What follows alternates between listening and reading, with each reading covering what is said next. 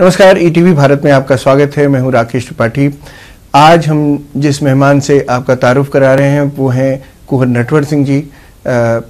मशहूर राजनीतिक हस्ती हैं, कांग्रेस के बड़े नेता रहे हैं। नटवर सिंह जी, आपका स्वागत है। सिंह साहब, मैं पहला सवाल मेरा ये है कि अभी हाल में हमने एक खबर आ रही थी कि कैप्टन अमरिंदर सिंह साहब शायद वो और उनकी पार्टी बीजेपी में शामिल हो जाए।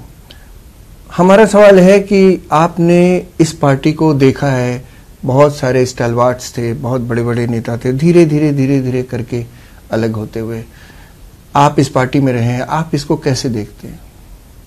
अमरिंदर सिंह के बारे में कि पार्टी के बारे में? पार्टी के बारे में बताएं सर। कांग्रेस पार्टी का इस वक्त तो हाल बहुत खराब है जी।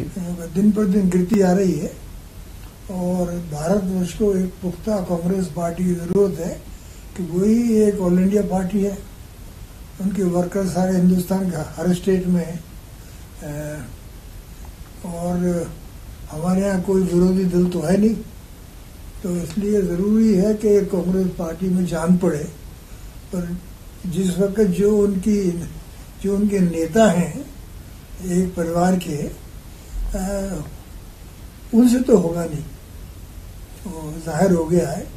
आपका इशारा राहुल गांधी की तरफ है? नहीं, सोनिया भी है, राहुल भी है, वो प्रियंका भी, तीनों हैं। जो कोई निर्णय होता है तीनों बैठ के करते हैं, एक थोड़ी करता है जी।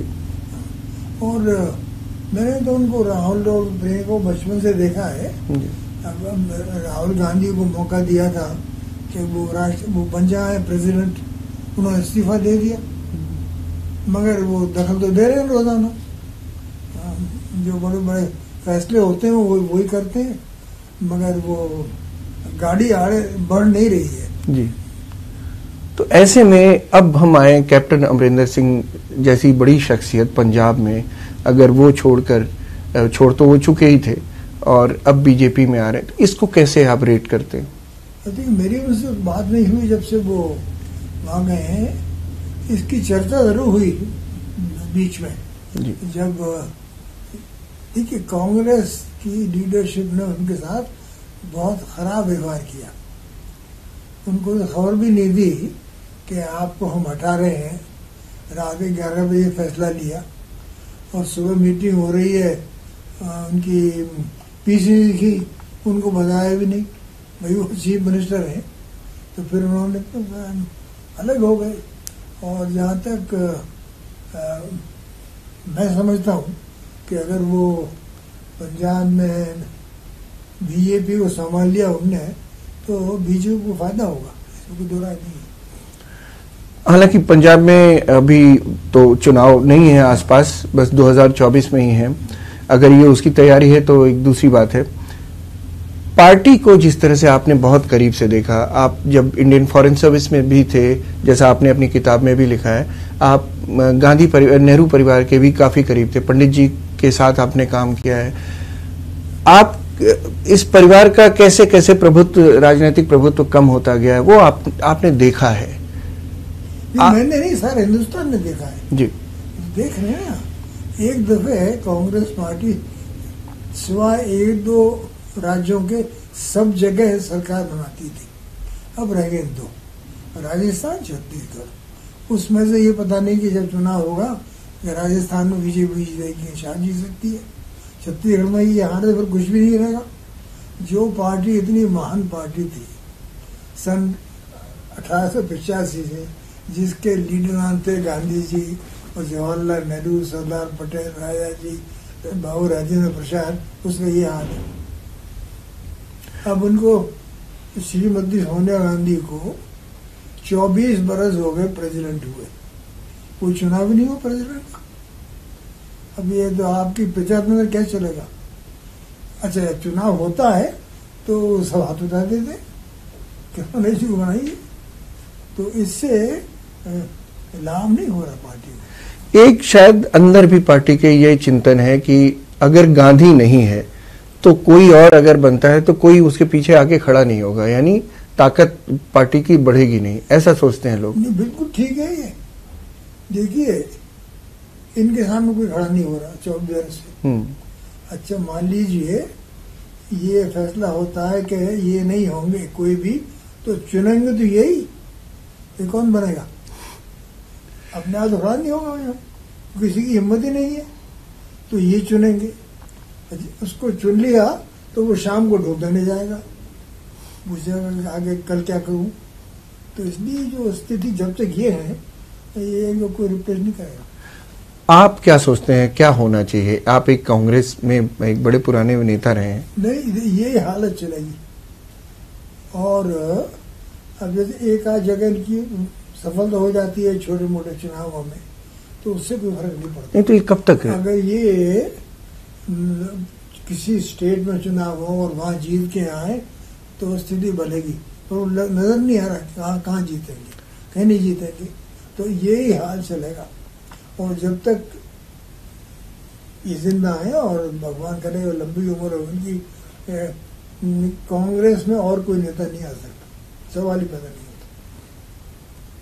तो नेतृत्व विहीन अगर कांग्रेस रही तो ऐसी कांग्रेस को आप कभी कल्पना भी आपने की थी कि कांग्रेस कभी ऐसी? किसी को नहीं थी, मगर इनमें से देखिए सोनिया ने तो कहा कि मैं नहीं बनूंगी, तो राहुल गांधी बन गए।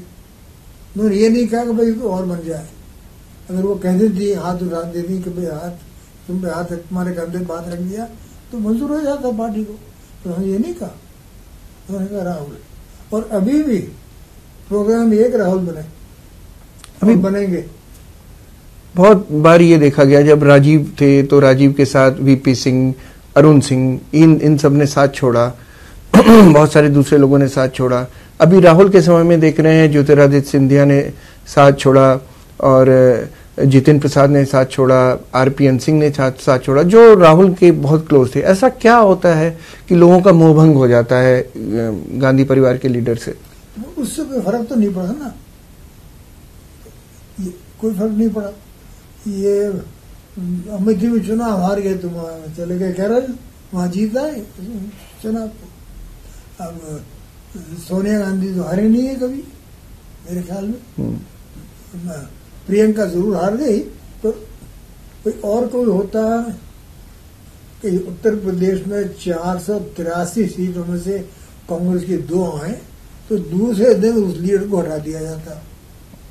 कुछ नहीं कहा किसी ने, ये नहीं कहा कि आप वहां क्या कर रहे हैं, जनरल सेक्रेटरी नहीं है वहां, किसी की हिम्मत नहीं।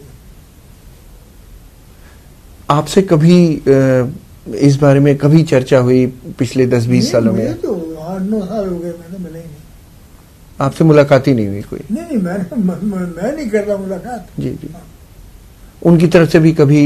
वो आई थी यहाँ ऐसे मिलना है। वो जब आप किताब लिखने वाले थे और उन्हें ये लगा था कि आप कुछ लिखने वाले हैं, और उन्होंने कहा था, वो ये कहने आई थी कि कोई संपर्क नहीं है, इधर उधर मिल जाते हैं तो ऐसे हो जाता है। तो उन्होंने क्या कहा था वो घर आई थी आपसे? नहीं, मैंने उनसे ये कहा था कि मुझे मालूम आप क्यों आई है जी, पर जो इसका आपको फिक्र है, फिक्र छोड़ दीजिए, मैं लिखूंगा नहीं, क्योंकि मैं घटिया इंसान नहीं हूँ, तो मैंने लिखा नहीं। एक सवाल ये भी होता है कि शायद नरेंद्र मोदी का कद इतना बड़ा हो गया है या इतना बड़ा है, तो शायद कोई और जनता कंपेयर करती है कि दूसरा कोई लीडर इस तरह का कोई है या नहीं, तो शायद उसके बराबर में कोई गांधी फैमिली में से आ नहीं पा रहा। सवाल ही पैदा नहीं होता। देखिए, prime minister Narendra Modi TV पर बोलते हैं, ऑरेटर हैं। राहुल गांधी बोलते हैं, ऑरेटर नहीं है। तो जनता देखती है भाई कितना फर्क है। ये तो दबंग प्राइम मिनिस्टर है और इतनी बड़ी भाषा बोलता है और इतनी अच्छी स्पीच देते हैं। अब वो उधर की तरफ से कोई नहीं है जो कि मोदी साहब के नजदीक भी आए, जहां तक सवाल है ऑरेटरी का। और बात नहीं करना, सिर्फ टीवी के ऊपर जो इंप्रेशन जाता है देश में, ये कि भाई ये लीडर है। आपको कभी लगा कुछ ऐसे इश्यूज हैं, जैसे हिंदुत्व का एक इशू है, तो कांग्रेस को थोड़ा सा अपनी रणनीति बदलनी चाहिए कॉम्बैट करने के लिए, कम से कम मोदी के सामने खड़ा होने के लिए? नहीं, तो मैंने कहा ना कि 2 तो स्टेट में करेंगे कहाँ? या तो ये होती भाई 8-9 स्टेटों में इनका राज है, तब तो चैलेंज करते भाई हमारी पॉलिसी सेकुलर है, आपकी नहीं है, तो हम आप मुखालफत करेंगे, पार्लियामेंट में भी करेंगे, बाहर भी करेंगे।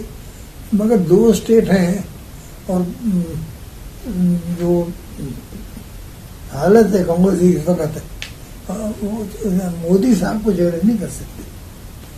मोदी साहब को तो बदलाव करेगी हिंदुस्तान की जनता, तो उसका कोई इस वक्त सवाल ही पैदा नहीं होता। 2024 में फिर आके वापस। आप कांग्रेस को कभी इस तरह देखते हैं, अगर आपको निराशा होती है? तो बहुत होती है। महात्मा गांधी पार्टी है, इन लोगों के मैंने नाम लिए हैं, जो उनकी पार्टी है, जिन्होंने आपको आजादी दिलाई है। जेल में गए जवाहरलाल नेहरू, 9 साल जेल में गए। क्यों गए भाई? अच्छे घर के थे, कुछ गवर्नर बन जाते, सर जवाहरलाल नेहरू हो जाते। सेक्रीफाइस, गांधी जी जेल गए, पटेल जेल गए, राजा जी जेल गए, मुल्ला आजाद गए, और लाखों वर्कर जेल में गए। किसके लिए गए? इसलिए क्या गए? बहुत बहुत शुक्रिया सर, बहुत बहुत शुक्रिया।